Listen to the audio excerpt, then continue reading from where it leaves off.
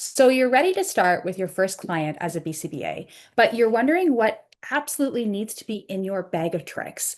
In this episode, we're breaking down the ultimate BCBA starter kit, the tools, the materials, and the must-haves that make assessments smoother, sessions more engaging, and data collection a breeze.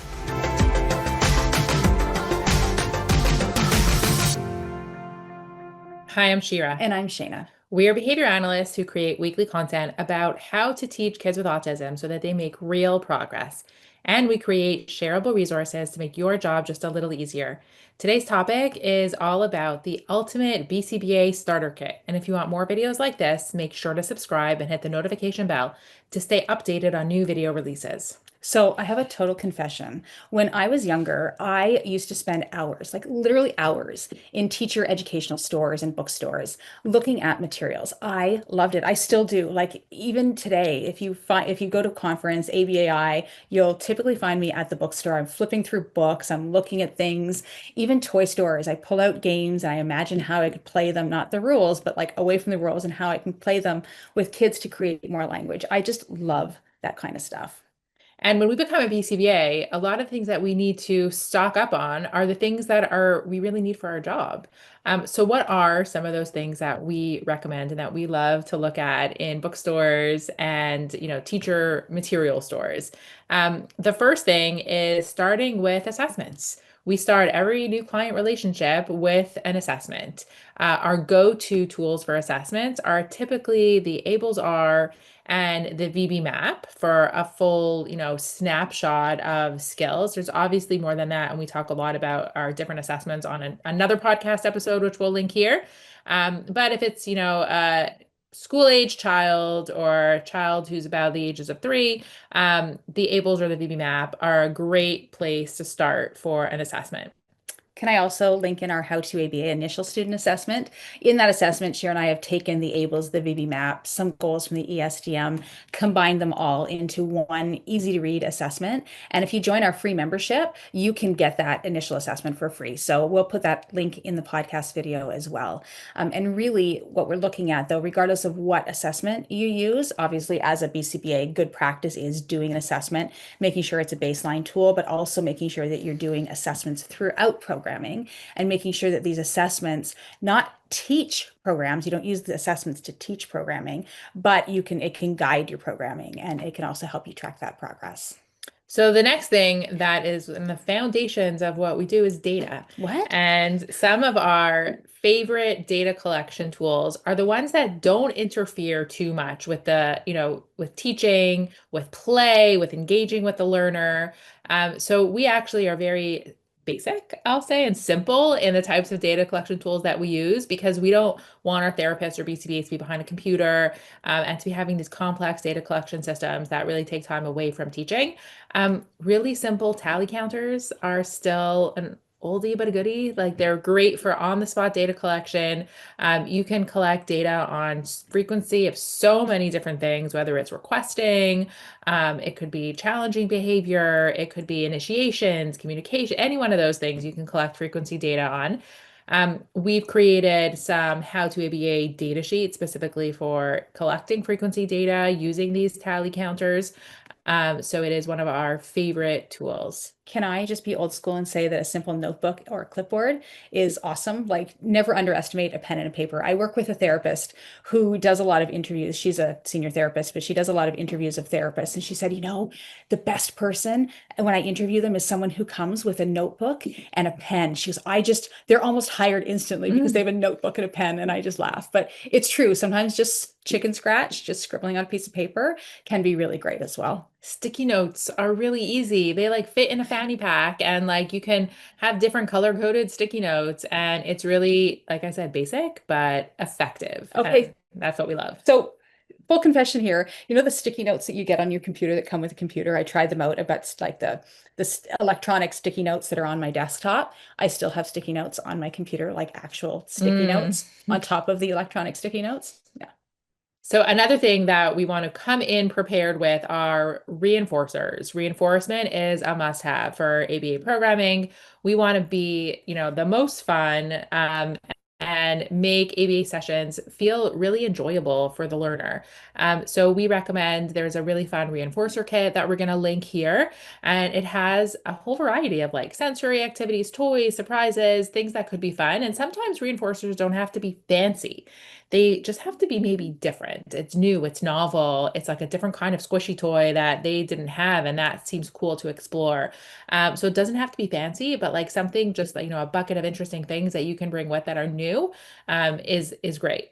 Different Roads to Learning has put together was like a reinforcer kit, but they've also put together some sensory tools and things like that as well. But in the reinforcement kit, they've got like a light up thing. You press the button and this light and it spins around and it's really cool. They've got some sensory toys, some slinkies, and like some squeezy toys.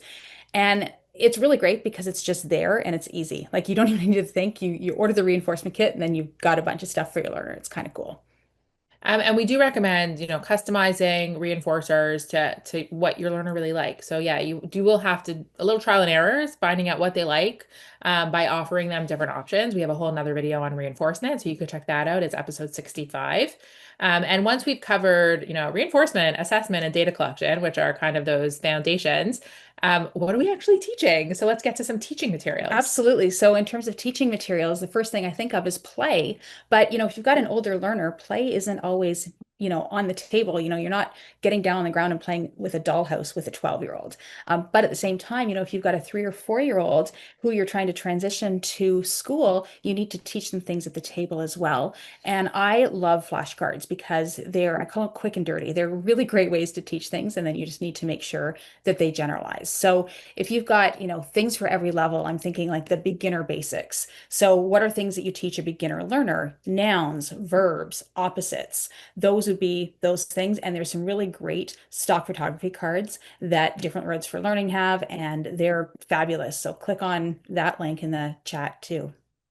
Yeah, we'll come equipped with flashcards for every beginner learner.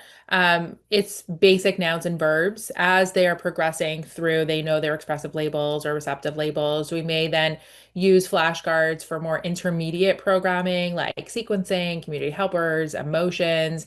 And as they progress even further, there are some really great decks of cards that you can use for things like inferencing, decision making. There are some that it's called What Are They Thinking decks, where they could look at a thought bubble and there's nothing actually in it. But based on the scenario or the picture that's going on, a kid is looking down on the ground at, a whole cracked eggs all over the floor and trying to put into their thought bubble, what might they be thinking? And then having that experience of going back and forth with the learner. So there's some really, really nice tools, and it doesn't have to be rote. Like there is no right answer in that scenario. And so a lot of these flashcards can be used in really creative ways, in ways that can promote creativity and problem solving and language development.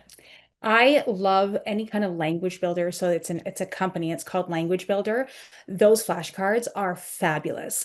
They're really clean and everything else. And if you get the beginner language builder set, it comes with matching cards as well as like matching identical, but also matching non-identical items, and then some nouns and some verbs as well. And it is awesome. But it is for a larger budget. I also really like the picture words cards. There's picture words and there's more picture words. And these are really basic, just like literally a picture, and there's usually a word, or there is a word beside it. And then on the other side, there's just the word. These are really great as well. And these are way cheaper. They're not as good as the language builder cards, but not bad for just teaching nouns. So now that we're into teaching, we still have to keep our learners motivated and accommodate the ways that they learn. For a lot of our learners, they need a lot of visuals. So we will, put those visual support schedules, things like that within our toolkit. We also will use things like visual timers. There's time timers and things like that, and token boards where, yes, token systems are great for reinforcement, which is one purpose. They're also great for letting our learners know the expectations and how much more until they're done. There's a whole bunch of visual supports that you can use for schedules and transitions too. And those visual supports, like I go on to Different Roads for Learning. I'm telling you, go on to Different Roads for Learning. Their website has a whole section on visual supports. And there's some in there that are calendars. There's some in there that are like literally just like a first then board. There's some that have a whole bunch of different like PEX symbols. And anyway, it's great. You can get some ideas there and you can click and it's just all done for you. And if you're a teacher in a classroom, and the school is paying, you can get a whole bunch of stuff and it saves you so much time as well. Another thing besides visual supports would be things like fidget toys. And we talked a little bit about this in the reinforcement because fidget toys can be reinforcing, but it can also be really great because it just keeps things fun. It can keep things engaging. Sometimes people, enjoy fidget toys just as they're doing their work. For instance, Shira has been playing with this all morning. Busted. I know. So in addition to our learners, there is also some really important materials that we want to have in our toolkit for staff training. Something that's really important for staff to understand is functions of behavior. So there is this really cool function wheels kit to teach the functions of behavior to new team members because the functions of behavior come up a lot, not just with challenging behavior, but in thinking about reinforcement and motivation, and things that our learners really love. For more information on a BCBA starter kit, click the link in and around this video or in the description to join our free membership where you can access a whole bunch of materials and access our How to ABA initial student assessment. We also encourage you to subscribe to the channel so that you don't miss any future videos and leave a like and comment below if you have further questions.